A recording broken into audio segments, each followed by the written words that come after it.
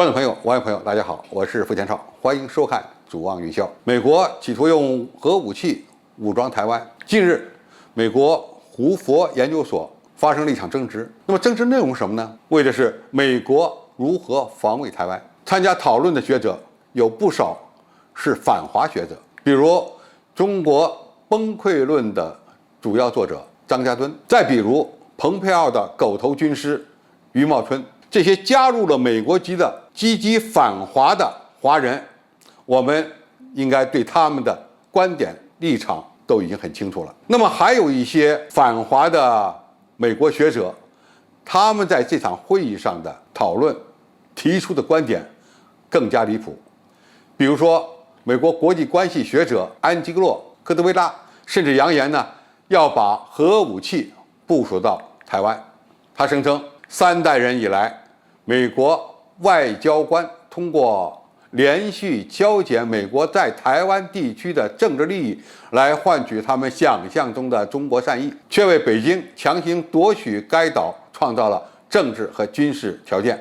现在要承认这一错误，扭转自1949年以来美中基本政策。他强调，没有什么比核武器的存在更能阻止侵略。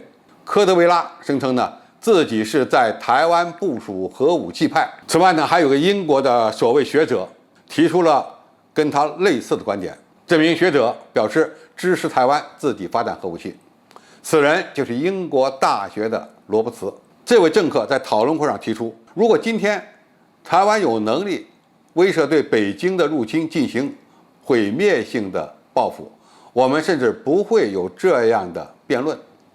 那什么意思呢？就是说，如果现在台湾学习以色列，重新发展核武器，就有可能阻止大陆解放军武力统一台湾。那么这些政客在这次讨论会上，可以说翻出了很多的旧观点和旧政策。美国过去曾经在台湾地区部署了核武器，那么台湾想自己发展核武器，应该说中途也被美国政府制止了。那么现在这些政客提出的这些观点并不很新鲜，但是这些政策一旦被美国政府采纳，推动台湾拥核化，那么这个后果就会非常严重。这个后果不仅是对中国的，也是对美国的。第一，中美两国都已经签署了核不扩散条约，一旦美国胆敢让台湾拥有核武器，不管是美国提供的核武器，还是让台湾地区自己发展核武器，我们势必都会采取严厉的措施。一旦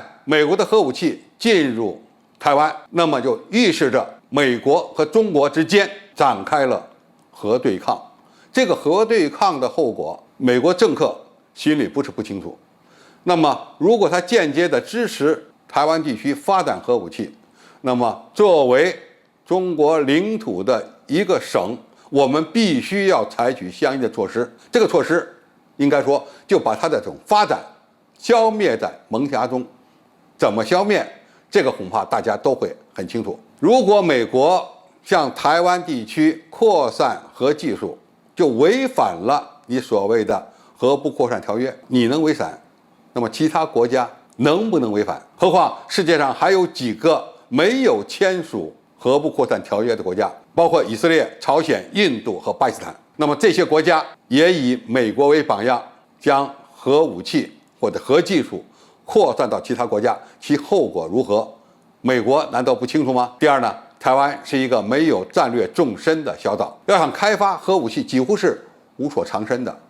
你只要有动作，无论是中国大陆还是世界其他国家，都能够第一时间侦知。而且中国大陆已经向世界明确，对台湾使用武力的一个重要条件就是台湾地区拥有核武器，不管你是买的还是自行开发的。那么这样的苗头一旦被发现，我们势必会采取直接武统的流程。何况台湾问题是中国的核心利益，而并非美国的核心利益。用台湾问题来制衡大陆，虽然符合美国的利益，但是一旦你过线了，那么后果就会非常严重，有可能导致两岸发生核对峙和核冲突。